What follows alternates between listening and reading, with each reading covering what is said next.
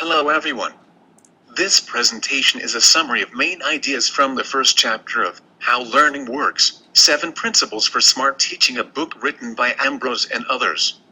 As we all know, teaching is a complex activity, and yet most of us have not received formal training in pedagogy.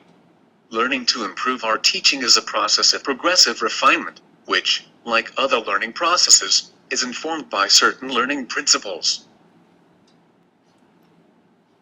The contemporary view of learning is that people construct new knowledge and understandings based on what they already know.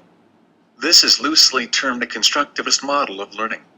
Students do not come into our courses as blank slates. Students come into our courses with knowledge, beliefs, and attitudes gained in other courses and through daily life.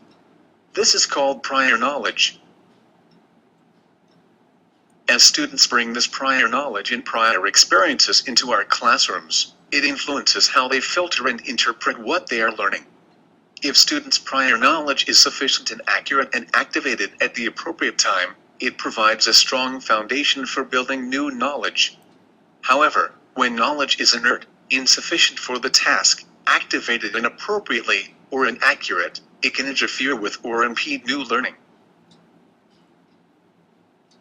Students connect what they learn to what they already know, interpreting incoming information, and even sensory perception, through the lens of their existing knowledge, beliefs, and assumptions.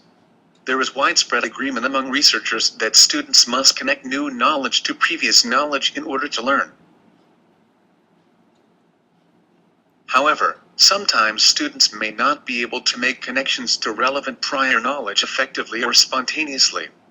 If they do not draw on relevant prior knowledge, in other words, if that knowledge is inactive, it may not facilitate the integration of new knowledge. Moreover, if students' prior knowledge is insufficient for a task or learning situation, it may fail to support new knowledge, whereas if it is inappropriate for the context or inaccurate, it may actively distort or impede new learning. Up to this point, we only talk about students' prior knowledge, but like students, teachers also possess a lot of prior knowledge, upon which we draw consciously and unconsciously when we teach, and this prior knowledge affects further learning and performance. It is helpful to be mindful of our own experiences as learners. It would be inappropriate to presume that all our students will share the same experiences we do, and that therefore, whatever teaching methods worked for us should work for our students as well. This is not necessarily true. I will stop here for now.